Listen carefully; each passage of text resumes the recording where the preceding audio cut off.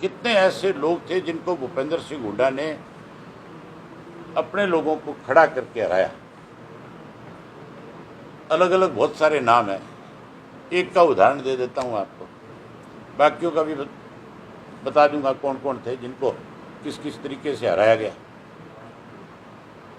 विजेंद्र जो था राहुल गांधी की टिकट से आया था, और विजेंद्र से हुड्डा को सबसे बड़ा डर था कि अगर ये जीत गया, कल को सरकार कांग्रेस की बनी तो लीडर का नाम कहीं ऐसा ना हो राहुल गांधी इसका निकाल दे, तेरी जगह इसको आगे कर दे। तो पहले इसका इलाज किया जाए, और उसका इलाज बड़े तरीके से किया इसने।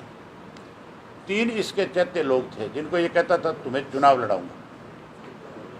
एक तो संडील गांव का था दिलबाग से, एक वीरेंद्र था घोगड़ीपुर का, और तीसरा था काड़ा चेयरमैन उचाणे का।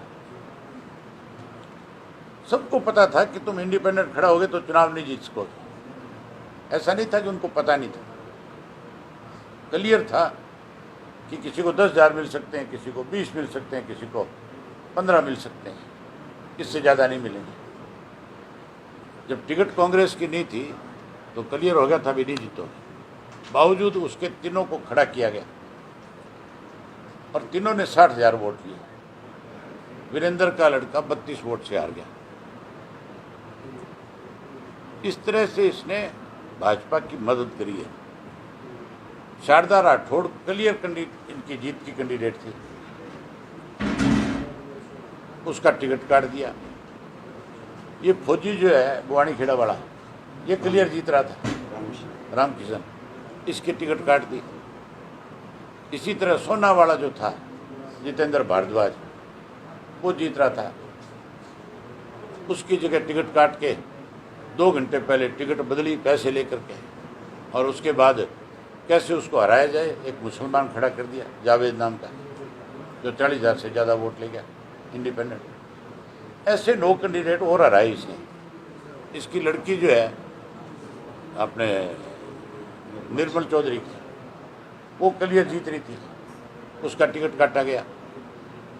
केवल इसलिए काटे गए ये टिकट भूपेंद्र सिंह हुड्डा ने कटवाए और वो सीटें हराई कि इन लोगों को राजनीतिक तौर पे कमज़ोर कर दो। हुड्डा की पुरानी आदत है, जो कोई भी कांग्रेस में ताकतवर होता हुआ नजर आया उसने उसको कमज़ोर करके पार्टी से निकालने का काम किया।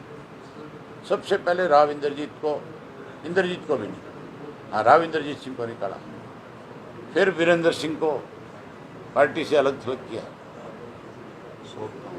फिर उसके बाद अशोक तंवर को, जिसको प्रधान बना रखा था, और उसके बाद शैलजा को, सुरजेवाला को, फिर किरण की भी छुट्टी कर दी।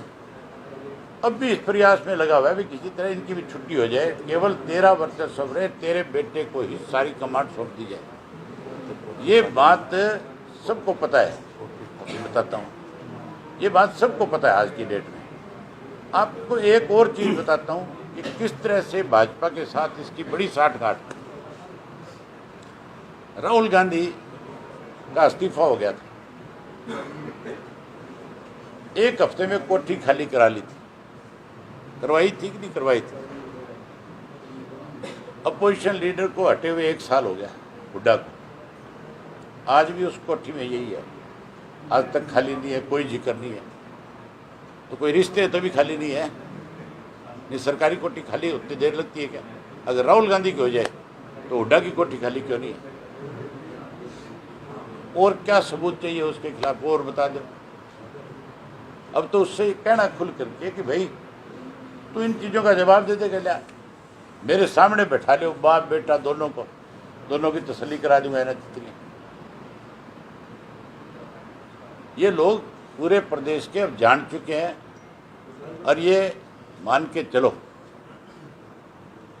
आने वाला समय जो है इंडियन नेशनल लोकदल पार्टी का है। हमारा कार्यकर्ता जो हमारे से अलग होकर के गया था वो वापस यूनाइट हो रहा है।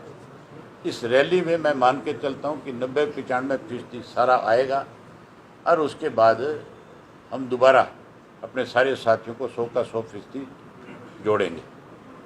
कांग्रेस के बहुत सारे साथी जो है जो किसी वजह से कांग्रेस में चले गए थे, वो भी कांग्रेस को छोड़ करके फिर से हमारे साथ आएंगे। कोई हमारे साथी बीजेपी में गए थे, वो भी आएंगे और 2029 इंडियन नेशनल लोकदल पार्टी सत्ता में आएगी।